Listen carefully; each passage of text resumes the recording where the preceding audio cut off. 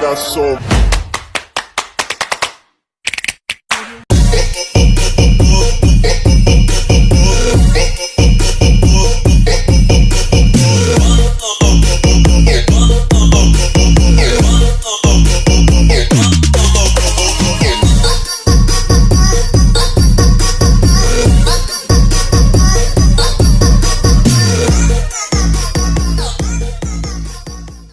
Assalamualaikum warahmatullahi wabarakatuh. Waalaikumsalam warahmatullahi wabarakatuh. Baik, untuk adik-adik, maaf telah mengganggu waktunya sebentar. Sebelumnya perkenalkan kakak dari mahasiswa ITS Khatulistiwa. Nama kakak Ella Sukadewi dan rekan kakak Kaila Utiarani. Yang ini Jordi Hadian Putra. Sebelahnya lagi Taufik Hidayat dan Maya Andini. Maaf ya mengganggu waktu sebentar.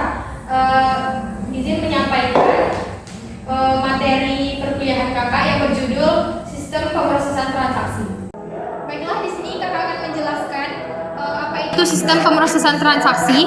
Sistem pemrosesan transaksi atau biasa disebut sebagai SPT ialah bentuk sistem informasi yang paling sederhana dikarenakan fungsinya hanya mencatat data, memproses data sehingga menghasilkan informasi yang lebih baku. Baiklah, materi selanjutnya yaitu model sistem pemrosesan transaksi. Model sistem pemrosesan transaksi ini ada 5. Yang pertama yaitu perangkat input, program pengolahan data, perangkat keluaran, manajemen, kemudian basis data. Perangkat input ini adalah perantara antara pengguna komputer dengan komputer. Contohnya yaitu mouse komputer.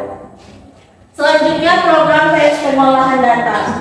Program pengolahan data ini yaitu program komputer seperti mesin ATM. Kemudian perangkat keluaran. Perangkat keluaran ini yaitu seperti layar monitor, kemudian speaker. Selanjutnya yaitu manajemen, yaitu pengguna model sistem pemrosesan transaksi ini. Selanjutnya basis data. Basis data ini yaitu hasil yang sudah di-scan yaitu berupa kertas. Misalnya adik-adik pernah nggak pergi ke minimarket, kan dapat apa hasil dari pembelian berbelanja gitu. Itulah basis data yaitu berupa kertas. Baiklah, adik-adik, selanjutnya adalah kegiatan utama dari SPT. Yang pertama adalah mencatat data dan transaksi. SPT mencatat data dalam basis data. Data yang dicatat dapat berupa berbentuk macam-macam, misalnya berbentuk huruf, angka, dan tanda. Yang kedua adalah memproses data. Memproses data merupakan kegiatan manipulasi data agar diperoleh informasi yang diperlukan. Kegiatan manipulasi data dapat berupa kegiatan aritmatika seperti menambah, mengurang, membagi, mengalih, atau kegiatan manual. Yang ketiga adalah menghasilkan informasi baku seperti laporan berbentuk hardcopy dan softcopy. Baiklah, saya akan melanjutkan materi selanjutnya mengenai komponen sistem pemrosesan transaksi. Dalam komponen sistem pemrosesan transaksi ada 7 komponen.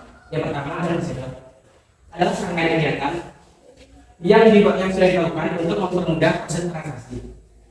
Yang kedua adalah perangkat pemrosesan. Adalah sistem pemrosesan transaksi bertugas untuk mencatat dan memproses data yang dalam jumlah besar. Yang ketiga adalah program aplikasi, merupakan perangkat dari sistem komputer. Yang keempat ada dokumen, adalah digunakan untuk mencatat data yang akan menghasilkan informasi.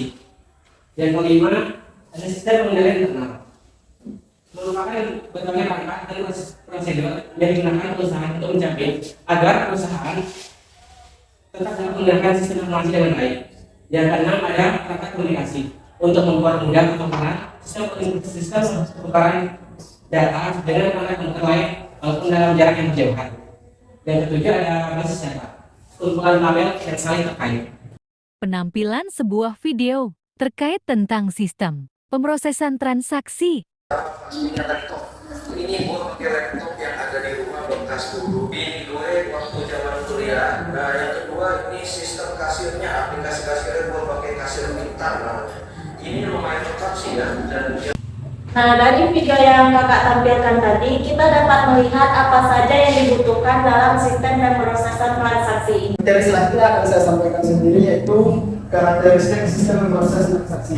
Yang pertama adalah SPT berfungsi mencetak data ke dalam basis data. Data yang datang dari input data log maupun data transaksi. Data transaksi ialah data di suatu perusahaan atau suatu tempat, misalnya seperti minimarket, yang mencetak transaksi seperti jual beli atau lain-lainnya. Yang kedua, SPT dilakukan oleh para pemakai akhir yang terdiri oleh beberapa perusahaan seperti minimarket, yaitu seperti kasir atau sebuah bank atau tempat lain. Yang ketiga adalah SPT menyajikan informasi atau laporan yang bersifat baku atau standar.